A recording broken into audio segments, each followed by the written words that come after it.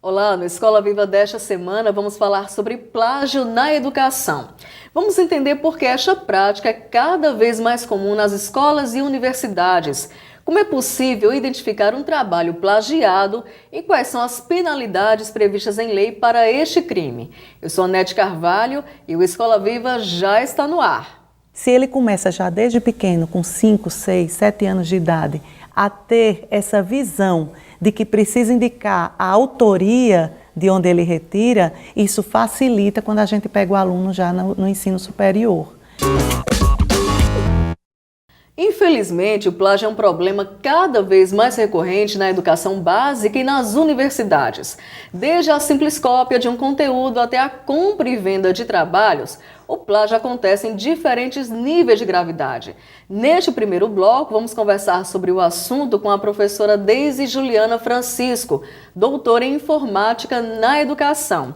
Professora Deise, por que acontece tanto plágio hoje nas escolas e nas universidades? Olá, Anete. É um prazer falar sobre esse assunto, né? Um assunto que realmente faz cada vez mais parte do nosso cotidiano enquanto professores, né? Então, nós temos encontrado muito plágio. Eu acho que isso tem a ver também com uma questão de uma cultura escolar, né? Uma cultura escolar em que a gente não tem primado pela autonomia, pela autoria dos alunos. Então, muitas vezes a gente pede para os alunos trabalhos e eles acabam não trazendo os trabalhos com a sua perspectiva pessoal, né? Daí os alunos sentem também assim, tudo já foi escrito, o que eu vou trazer de novo neste assunto? Então, acredito que se a gente trabalhar na educação com essa perspectiva da autoria, os alunos talvez se sintam um pouco mais potentes para dizer o que eles realmente pensam. Então, tem tudo a ver com estimular a leitura, a pesquisa, a curiosidade do estudante, não é isso? Isso, estimular a curiosidade do estudante e estimular que o estudante fale de assuntos que lhe interessem,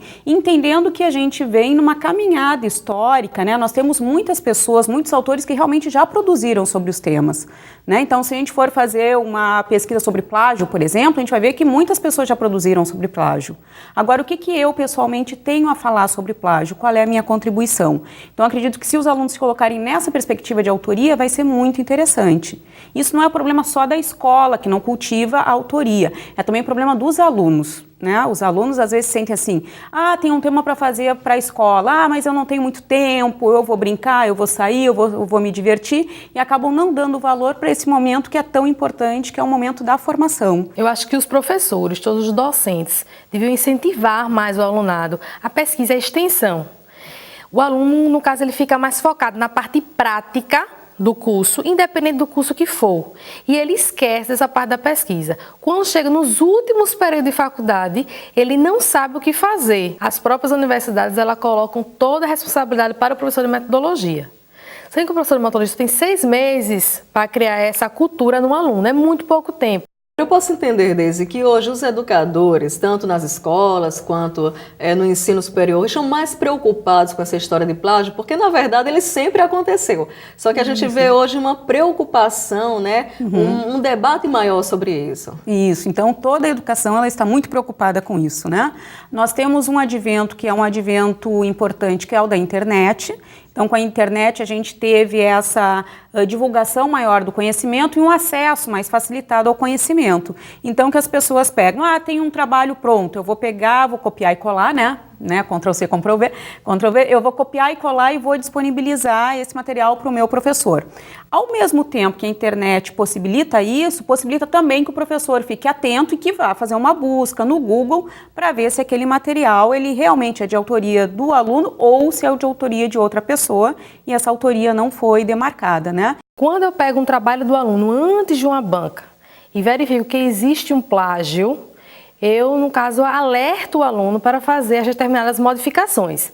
Porque existe plágio de trabalho inteiros, existe plágio de partes de trabalhos, ou partes de livros, ou de citações que não foram bem elaboradas. Mesmo que haja 100 citações, cite tudo o que ele desenvolver no trabalho, para evitar esse tipo de constrangimento na banca. Como é que o professor pode ter certeza, né, disso? Porque assim, uma das questões é que às vezes a gente vê o trabalho dos alunos e acha que aquele trabalho não foi o aluno que produziu. Então isso a gente tem algumas marquinhas, né? Tem alguns elementos que a gente pode prestar atenção. Qual a linguagem que está sendo utilizada? É a linguagem que normalmente o aluno utiliza? Porque na sala de aula a gente já conhece, né, o estilo dos alunos. Então quando chega um trabalho assim que tem tem alguma coisa que não está bem fechando, a gente tem que ir em busca, né? Mas sem tirar a perspectiva de que talvez tenha sido o aluno mesmo que produziu. Então, quando a gente está com uma dúvida, o que a gente faz? A gente vai para a internet, não tenha dúvida, a gente vai lá, entra no Google, né? Abre aspas, coloca aquela expressão que eu acho mais diferente, fecha aspas, faço uma busca e vejo se encontro esse material. Né? Então a internet acaba sendo aliada também do professor nesse sentido. É uma grande aliada. Anteriormente não era tão fácil encontrar o plágio, porque, por exemplo, o aluno pegava da onde? De uma enciclopédia, de um livro, daí era mais difícil o professor ter acesso a esses materiais, porque tinha que ir lá ter acesso a qual enciclopédia, daí tinha que ter em casa ou na escola, abrir, ficar procurando, né? No livro também. Agora com a internet não. Com acesso a gente chega lá, bota a palavrinha, achou, pronto. Então a gente tem que ter certeza de que é plágio. Quando é plágio? Quando eu encontro a fonte e vejo o trabalho do meu aluno em que aquela fonte não foi citada. Então a gente não pode ficar dizendo para os alunos sem ter a comprovação, porque plágio tem que ser comprovado. Né? Eu estava lembrando, tem um vídeo muito interessante sobre escola, a vida na escola, em que uma aluna produzia poesias muito lindas. E ela era do interior, né? E não tinha tanto acesso a essa questão mesmo, né, da literatura, mas ela era uma poeta. E ela ficava reclamando de que as professoras sempre diziam que ela tinha copiado, que ela tinha plagiado, que aquilo não era trabalho de autoria dela, mas era. Então as professoras, sem terem ido em busca da comprovação, elas acabaram deixando com que a aluna não se sentisse assim com toda a potencialidade que ela tinha, né? Então esse é um elemento importante. Se eu acredito que o aluno plagiou, eu tenho que comprovar que realmente é plágio. Como é que eu comprovo? Pego a fonte original, daí marco um trabalho do aluno, né? Daí, esse parágrafo veio da onde? Eu coloco assim, está igual ao tal site. Né? Está igual ao tal site. Daí a gente faz o quê? Devolve o trabalho para o aluno e conversa sobre isso. Então o educador tem que ter cuidado até na hora de julgar se é plágio ou não, até para não ser injusto com o aluno e até desestimulá-lo, né? Em alguns casos, como aconteceu com essa aluna, não é isso? Isso, exatamente, né? Então a gente tem que ter certeza, né? E sempre estimulando o aluno a escrever, a produzir. Então também os professores podem fazer o seguinte, normalmente a gente faz perguntas e solicita para os trabalhos dos alunos coisas que eles encontram na internet e tal. Se a gente fizer perguntas diferentes, a gente vai solicitar respostas diferentes. E com isso a gente inibe um pouco a prática do plágio, porque vai ser mais difícil encontrar na internet aquele trabalho prontinho. Desde a gente vai para um breve intervalo, mas daqui a pouco, no próximo bloco, a gente continua conversando com a professora Deise Francisco sobre plágio na educação. Não saia daí, o Escola Viva volta já já.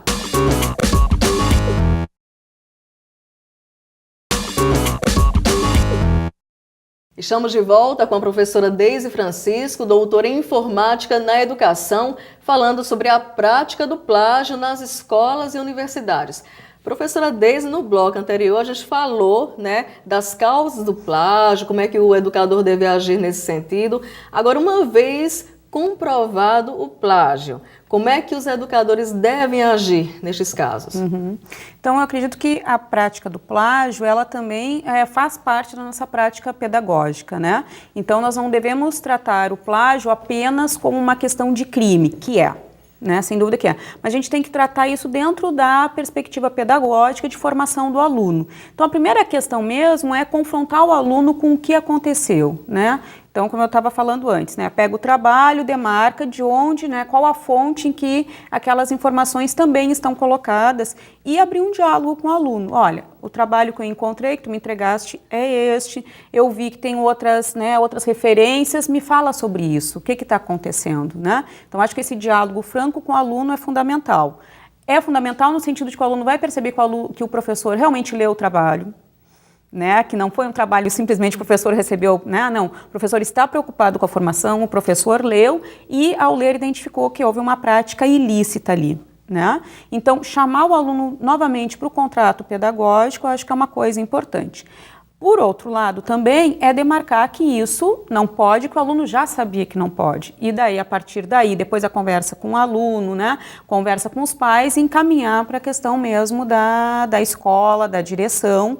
Normalmente as escolas já têm alguma cláusula no seu regimento, né, no seu PPP, alguma cláusula sobre essa questão do plágio. Então, né, nas universidades isso já está cada vez mais colocado, né? Então, caso haja, né, plágio em TCC, dissertação ou tese, o trabalho ele é negado, enfim, né? O aluno pode ser desligado da instituição. Então, cada instituição está levando, né, está fazendo as suas próprias regulamentações com relação a isso. Então, é importante que os alunos saibam desde o início a regulamentação que existe, que seja defrontado. Primeiro, numa perspectiva pedagógica, por que isso aconteceu, o que isso implica para a tua formação. E depois, tomar as medidas legais cabíveis, né? Depende muito de professor para professor.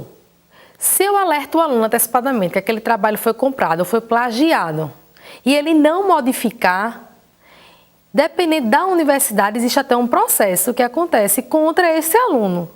E por incrível que pareça, não é só com alunos que isso acontece. É bom deixar isso bem claro, que às vezes fica só focado no aluno, no discente. Existem casos aqui na Universidade de Alagoas que vários professores já plagiaram projetos de extensão de professores da PUC de Minas. No ensino superior, a punição é um pouco mais rigorosa, porque você perde, né, aquela, digamos, se você está numa graduação, você tem que refazer seu trabalho, se vai para uma pós, você perde aquele tempo, tem que refazer, não tem jeito. Ou é desligado imediatamente. Desligado, exatamente. Então a gente vê que há uma punição maior, mais rigorosa. Agora, no caso das escolas, Deise, como é que você observa a conduta, digamos, dos diretores, dos coordenadores nesse sentido? Há uma punição, há uma preocupação de dialogar também com esses pais? Na prática, como é que isso acontece? Eu acredito que na educação básica, né, como a gente tem essa perspectiva da formação muito grande, a questão do legal, de desligamentos não tem acontecido, né? Me parece que é muito mais nessa prática mesmo de poder dialogar, de poder trazer informações na escola, né? Nós temos alguns vídeos sobre plágio, nós temos alguns materiais educativos sobre plágio, então trabalhar na cultura da autoria, me parece que tem sido essa prática das escolas, né? Para mostrar realmente o que é a ciência, como se produz ciência e como que a gente pode se colocar perante o conhecimento. Então, me parece que é muito mais nessa perspectiva, né? De trabalhar a cultura. Quando ele está nas primeiras pesquisas, fazendo uma pesquisa que o professor não diz de onde você retirou essa informação.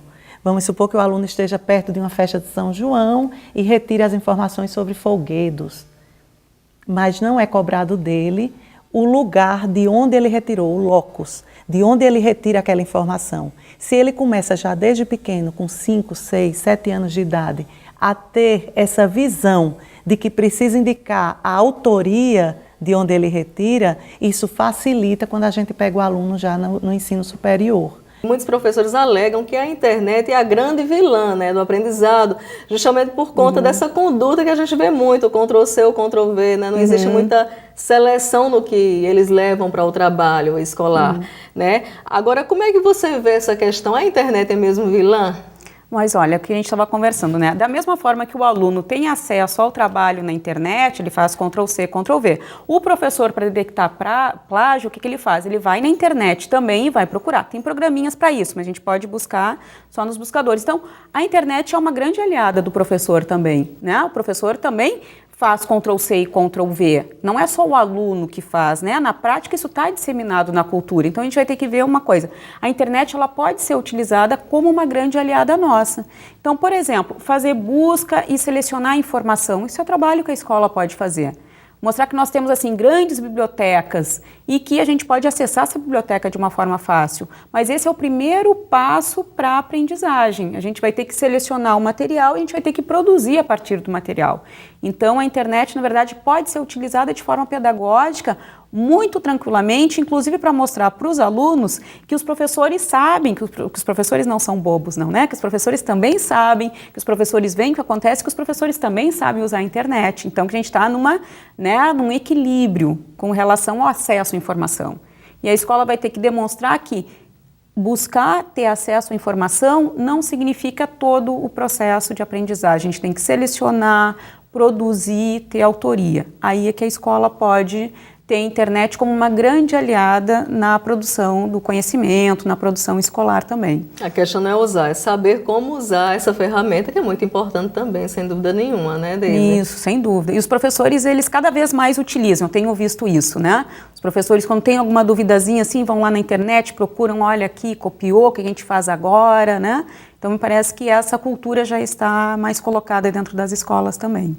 Agora, Deise, para a gente finalizar, o incentivo à pesquisa e o ensino da escrita técnico-científica, né? Daquela famosa disciplina, metodologia do trabalho científico, que a gente vê geralmente no fim da graduação.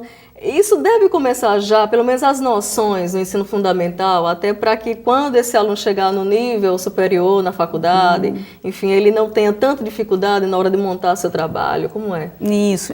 Eu tenho trabalhado com uma disciplina na UFOL, que é a Organização do Trabalho Acadêmico. Ela é dada no primeiro período, né?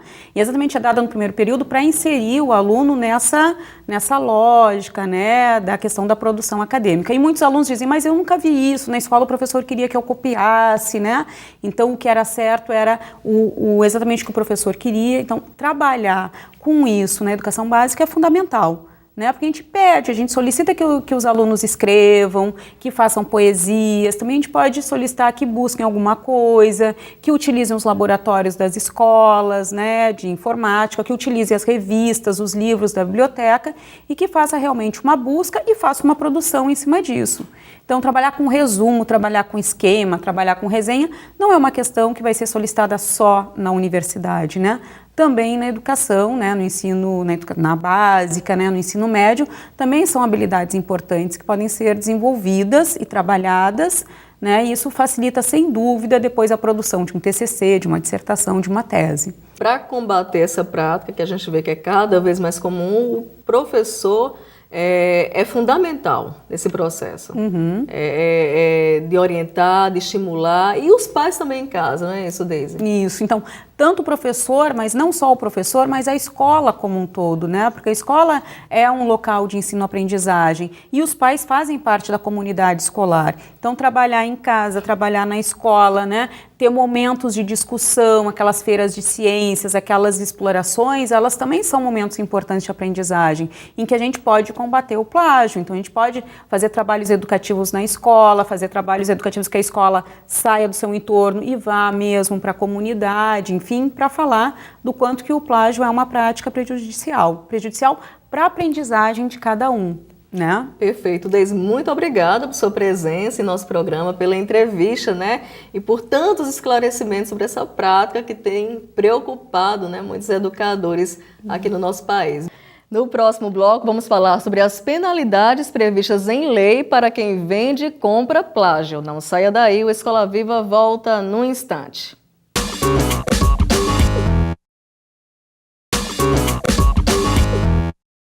Como vimos no bloco anterior, o plágio é uma prática cada vez mais comum na educação e a internet é uma das ferramentas mais exploradas nestes casos.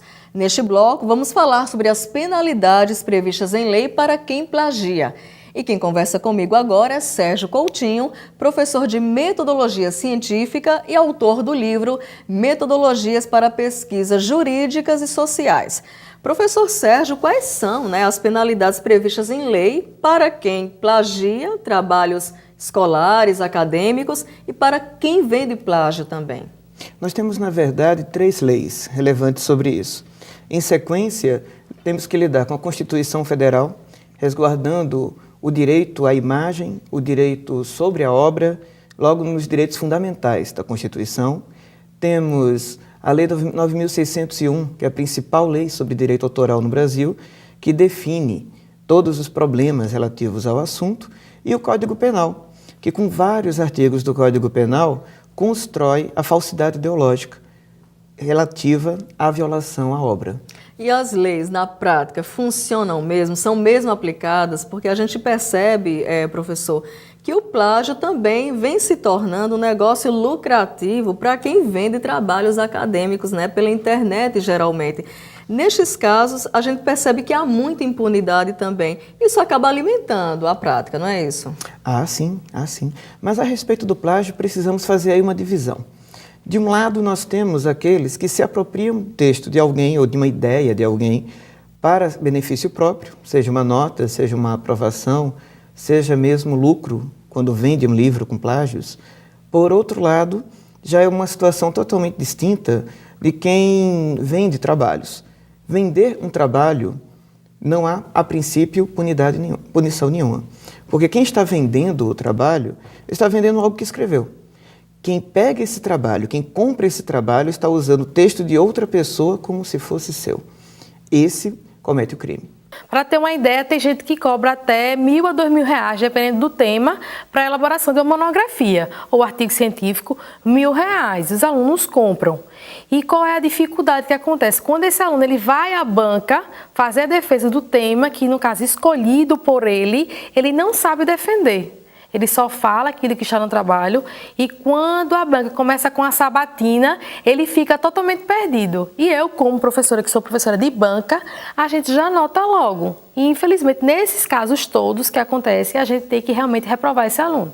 Quem compra, na verdade, é o criminoso nessa história. Exatamente. Podemos comparar com o tráfico, que hoje é o contrário. O usuário normalmente é descriminalizado na sua prática. Mas quem vende é punido. É o contrário quanto ao direito autoral. Se você escreve um texto e vende para que alguém diga que é dessa outra pessoa, essa outra pessoa está cometendo delitos. Você não. A raiz do problema, em sua opinião, estaria na escola? É um problema com várias raízes hoje. Já foi fácil dizer que era a escola, já não é mais tão fácil. Estamos numa sociedade que tende cada vez mais por uma correria para a informação, sem ter paciência para o processo lento que é produzir conhecimento. Estudar é cansativo, estudar leva tempo e é muito rápido se informar. Então, para se informar, o Google é ótimo, para produzir conhecimento, não. Então, quando alguém chega na escola, já com essa ansiedade, com essa curiosidade imensa, não ficaria então na escola, ficaria na própria construção como pessoa hoje. Então, a escola não está preparada para enfrentar isso. A maioria das instituições de ensino não estão preparadas para enfrentar isso, porque é um modo de pensar. Ter que pensar conectado faz com que eu tenha que, todo momento, pegar uma ideia daqui e já jogar ali. É só observar no Facebook o descuido que há com a autoria. Eu posso colocar qualquer imagem com a frase de qualquer pessoa e fica parecendo tudo bem.